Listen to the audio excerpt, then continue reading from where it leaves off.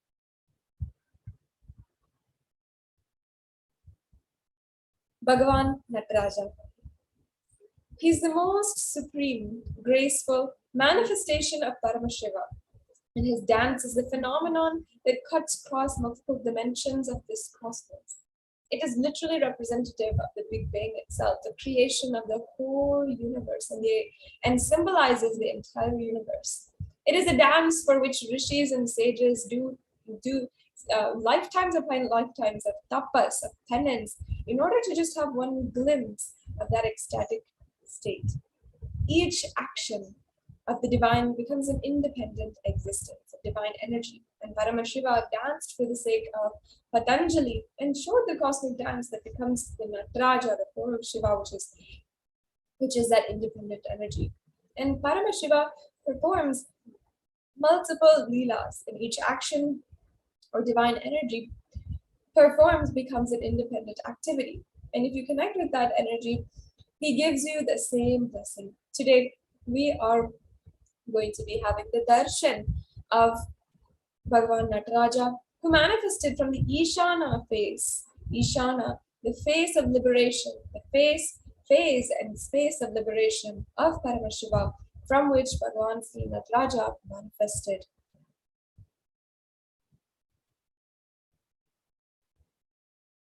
And Nataraja, in one hand the Damaru, in one hand the fire, one hand the Abhaya Mudra, and in the other the Dola Mudra, and then the feet which are pointed towards upwards.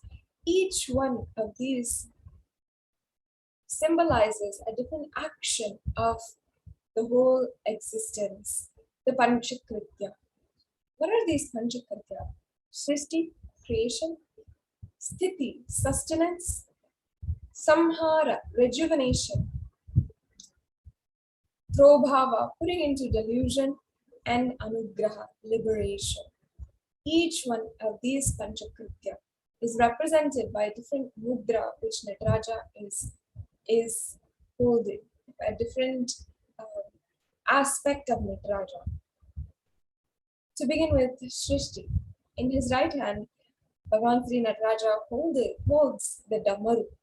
The Damaru is the rattle drum that he plays, and he performs a cosmic action of Srishti, creation or manifestation, manifesting the principles of creation, sustenance, rejuvenation, pulling out of delusion, and liberation. And actually, the sound that the Damaru creates, a very intense rattle that the Damaru creates, is symbolic of the creation of the whole universe. This is something that is actually recognized even by CERN, the International Scientific Institution in Switzerland, where they have recognized this, and they even have the deity of Nataraja in their in that land where they are having their facilities. The Damaru creates the sound, and that sound is what rishis, Vedic rishis, and the scientists of our Vedic civilization understood as the beginning of the whole universe. Yes. The next Panchakritya. The next Panchakritya is the Sthiti, the creation.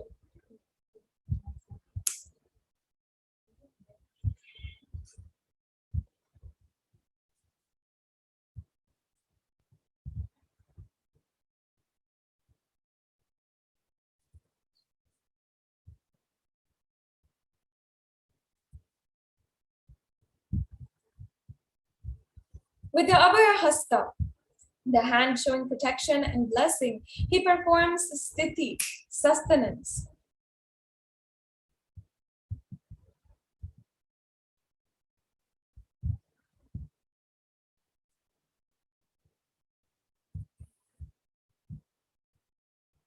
And through this other hand, he is sustaining. He is not just sustaining what is created,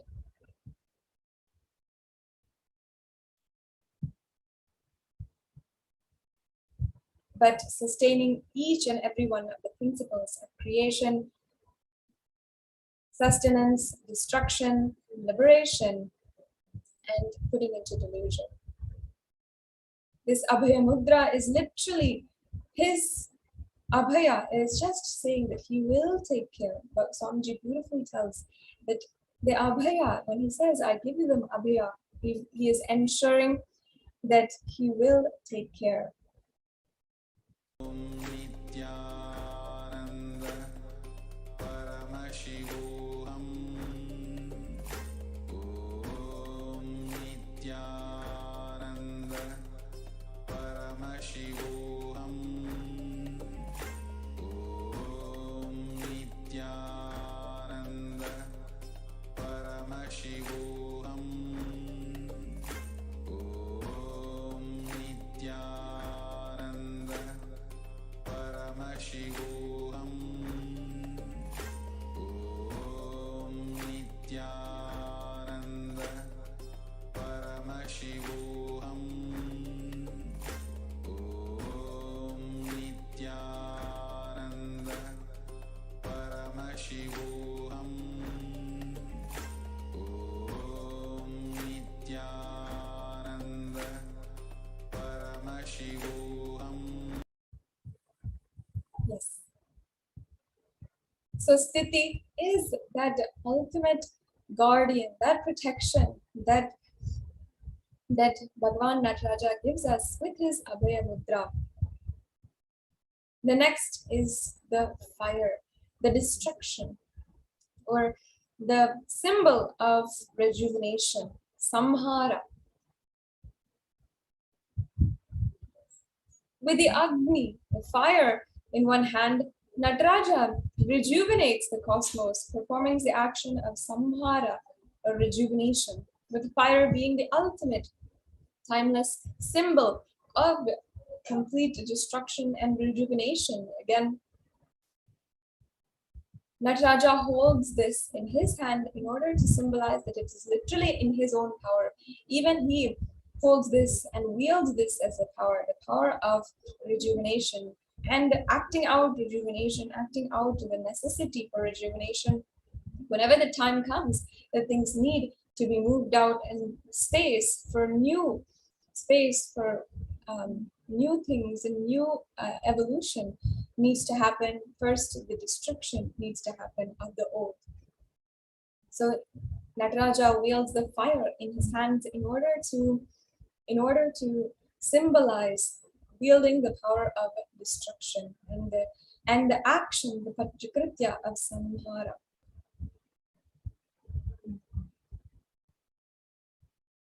The next is the foot which is on the Rakshasa, Apasmasura.